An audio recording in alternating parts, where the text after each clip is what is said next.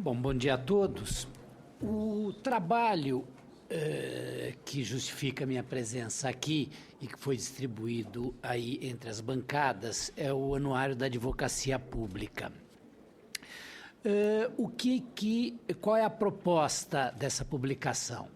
É oferecer uma visão retrospectiva do que é a advocacia pública no Brasil, o que certamente o noticiário do dia a dia não permite captar, não é? Ele pode ser visto como um recorte histórico para daqui a não sei quantos anos se saber o que era a advocacia pública do Brasil nessa quadra. Ele serve também como um manual e até mesmo um guia para quem precisar entender ou saber com quem lidar junto ao poder público para resolver seus problemas. E é também um instrumento de transparência, não é? Porque é a primeira vez que nós pudemos ter uma radiografia desse setor que é cada vez mais importante ao poder público municipal, estadual e federal. Esse tipo de trabalho ele é muito útil no sentido de avaliar a capacidade de gestão. A palavra gestão ou gestor aqui foi repetida diversas vezes, não é? E a gente percebe o quanto que esse aspecto da administração hoje é importante, quando se vê, por exemplo, a Universidade de São Paulo indo à falência, né?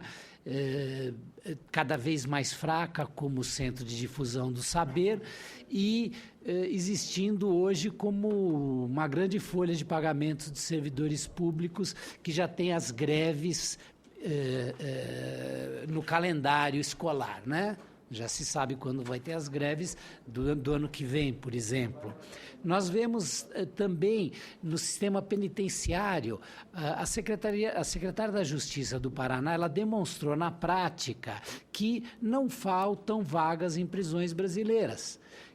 O problema que há é que o Ministério Público e os juízes demoram demais para analisar os benefícios dos presos que já poderiam estar fora ou em regime semiaberto e, no entanto, estão lá ocupando vagas que deveriam ser ocupadas por outros, o que gera essa questão da superpopulação carcerária.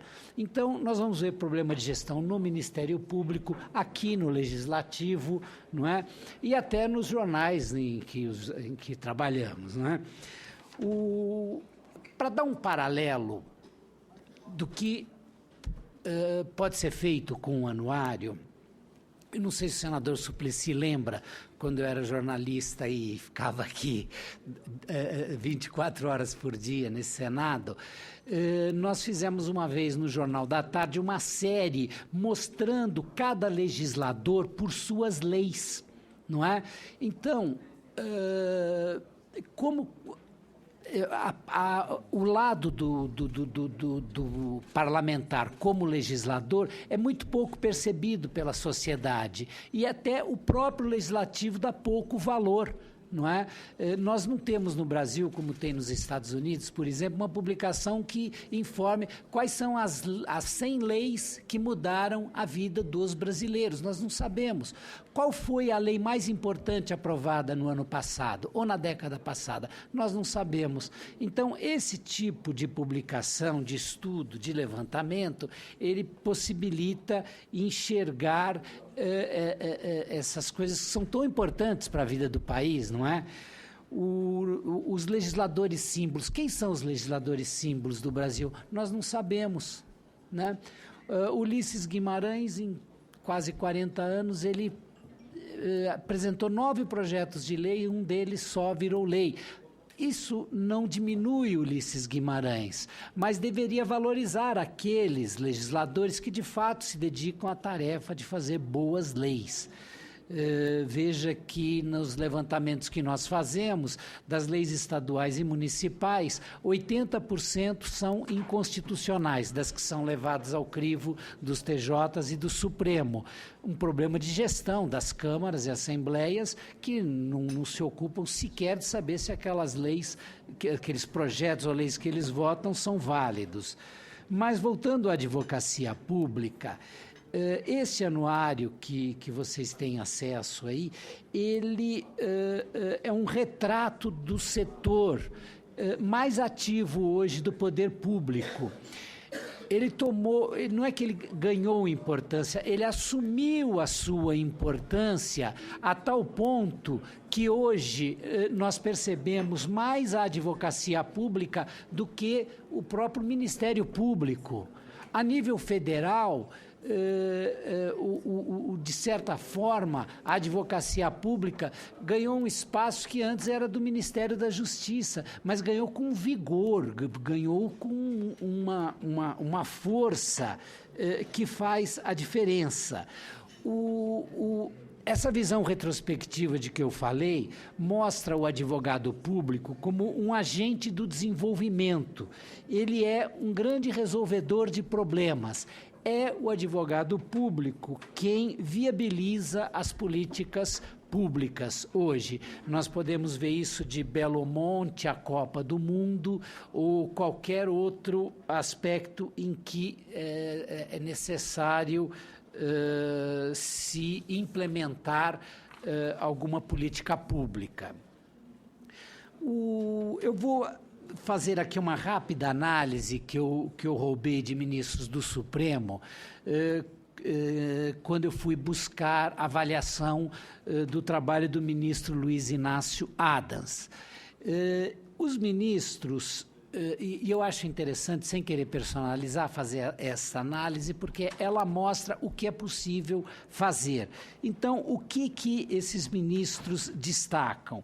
Eles destacam, além da capacidade de interlocução e de moderação, o enfrentamento com os manifestantes desses atos todos que nós temos percebido, não é?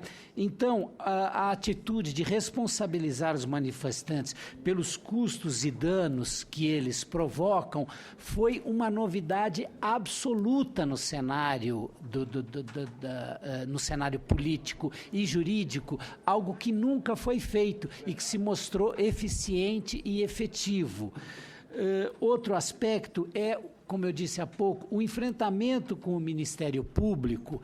O Ministério Público, ele não tem organicidade, não tem unicidade nacional. Então, é possível que lá num estado, numa obra específica, seja Belo Monte ou seja na área do pré-sal, um agente do Ministério Público isolado tome uma medida que vai afetar todo o país. Essa organicidade e essa unicidade nós enxergamos hoje na advocacia pública e é possível e é por isso que é possível e desejável que a advocacia pública haja dessa forma vigorosa, firme, segura, corajosa, no sentido de enfrentar essas investidas que podem paralisar obras, se deixasse, paralisavam até as obras da Copa, para depois reclamar que as obras estão atrasadas. Não só isso, como também proteger o advogado público das investidas que eles são vulneráveis, como ações por improbidade administrativa ou outras com o mesmo objetivo, não é? Então, nós temos esse traço hoje na advocacia pública, que é a coragem, é a segurança e também a ousadia, não é? Não sei se todos lembram aqui do tempo em que, para vencer um litígio com o governo, bastava entrar com ação, né? Porque não era incomum o advogado público perder o prazo, não era incomum vicissitudes como essas que o ministro Herman Benjamin citou, de falhas graves que não eram sequer percebidas, que não eram sequer notadas e nem mesmo objeto de notícia. Hoje, no quadro atual que nós vivemos, a advocacia pública, como notou o ministro Adams, é um novo agente no cenário político nacional. a capa bastante provocativa que nós fizemos, que é o novo quarto poder. Alguns me disseram que havia algum exagero nisso. Eu não considero, não. Eu vejo dessa forma hoje esse segmento que cresceu a ponto de merecer uma audiência pública na Comissão de Constituição e Justiça do Senado Federal, como essa que nós estamos aqui hoje participando. Então, é o que eu poderia dizer a respeito e agradecer aí o convite à CCJ. Muito obrigado.